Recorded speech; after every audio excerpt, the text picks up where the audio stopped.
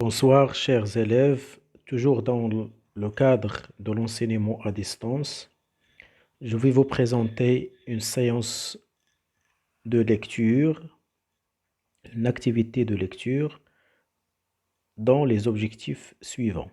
Identifier, comprendre et réagir face à un texte.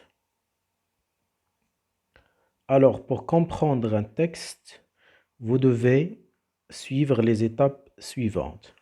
Premièrement, lire le texte plusieurs fois pour découvrir le texte. 2. Comprendre les mots-clés du texte, c'est-à-dire les mots qui posent problème. Diviser le texte selon ses paragraphes pour le comprendre facilement. Dégager le sens, le sujet de chaque paragraphe, le thème de chaque paragraphe. Commencer par les questions faciles, puis passer aux autres questions pour ne pas se bloquer.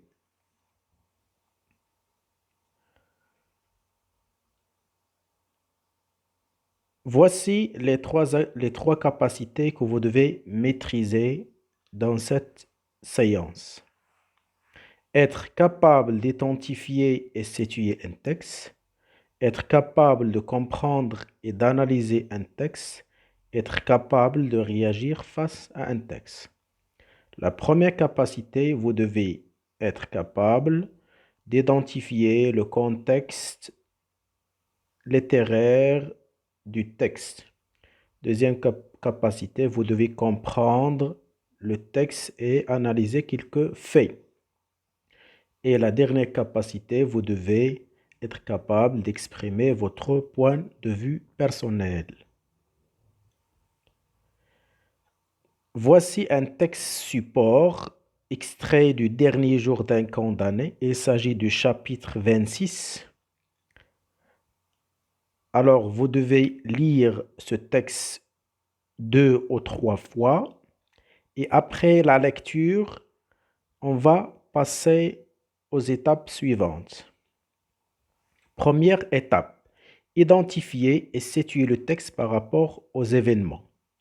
Alors, pour identifier ce texte, vous devez identifier les éléments suivants. Ça veut dire que vous devez trouver les éléments suivants. Le titre de l'œuvre, son auteur, le genre littéraire de l'œuvre, la date d'écriture, la date de publication, le type de texte, le siècle, le courant littéraire et d'autres moyens. Alors, on va appliquer cela pour ce texte-là. Voilà, ce texte est tiré, bien évidemment, du roman à thèse, Le dernier jour d'un condamné. Son écrivain est bien sûr Victor Hugo. Le genre littéraire de l'œuvre, roman à thèse. La date d'écriture à peu près 1827. La date de publication exacte 1829. Le type de texte est naturellement argumentatif. Le siècle, c'est le 19e siècle. Le courant littéraire, il appartient au romantisme. Donc, etc. Ça veut dire qu'il y a d'autres éléments à identifier dans une autre situation. Nota bene ou bien remarque. Le rôle de ces éléments est de vous aider à comprendre le contexte littéraire du texte qui va sans doute vous mener à l'étape 2, qui est la compréhension et l'analyse. Étape 2, comment situer un texte? Pour situer un texte, soit on peut le situer en rappelant l'événement précédent et le mettre en relation avec le passage donné. Première façon, voici un exemple. Ce texte se situe après que le narrateur est transféré dans une autre cellule à la conciergerie. Dans ce texte, le condamné a écrit une lettre à sa fille Marie et condamne les responsables de ce qu'il va lui arriver. Deuxième façon B, c'est-à-dire la deuxième façon pour situer un texte, ou bien rappeler brièvement l'événement passé, puis donner juste un résumé du texte en question.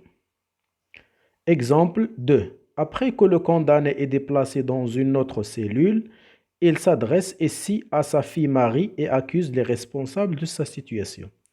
Alors, vous voyez, c'est facile de situer un texte en utilisant les deux manières suivantes, A et B, dans l'exemple 1 et l'exemple 2.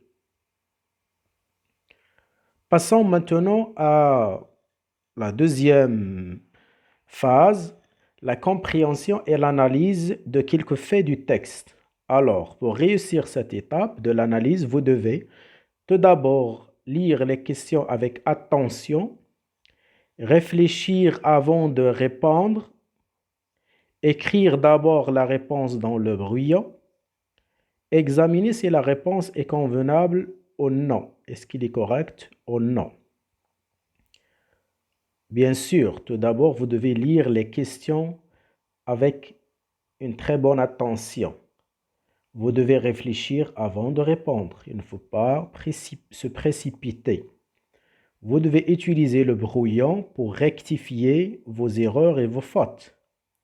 Et à la fin, essayez de contrôler, examiner si votre réponse elle est valable ou non. Exemple.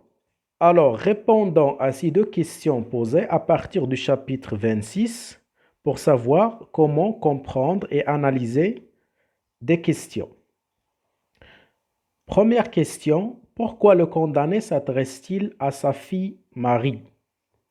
Deuxième question, relevez du texte une figure de style de l'anaphore, la répétition entre parenthèses et montrer son effet produit.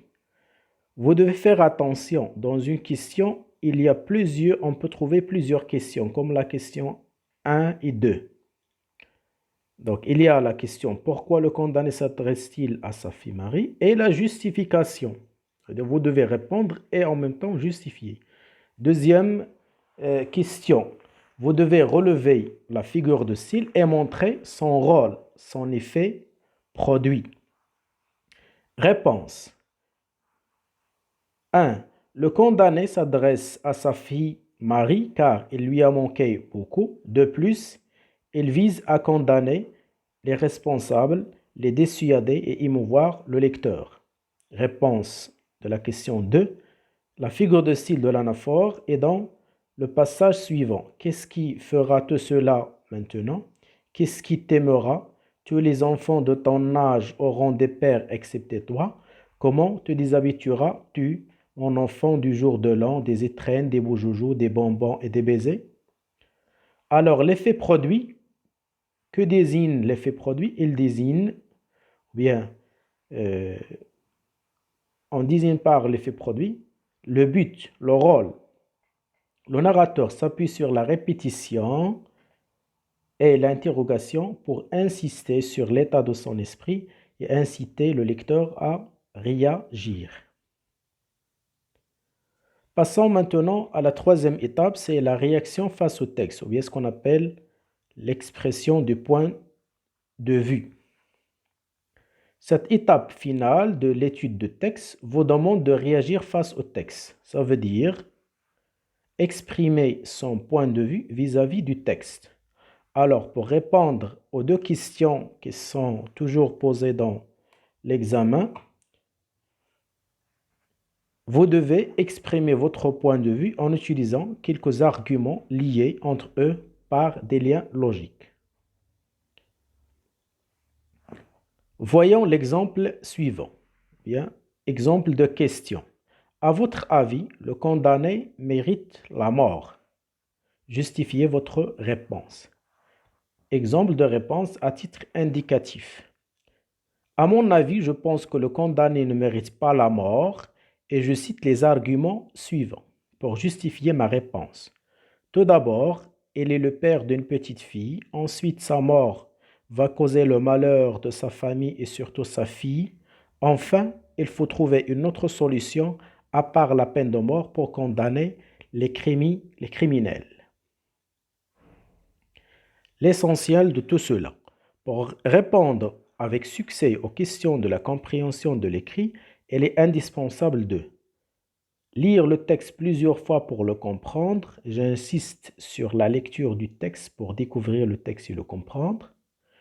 Il faut toujours commencer par le brouillon avant de passer au propre pour corriger les erreurs, ainsi de suite. Avant de mettre la réponse, vous devez vérifier si elle est correcte ou non. Et à la fin, examiner vos réponses. Alors, merci pour votre attention et à la prochaine séance.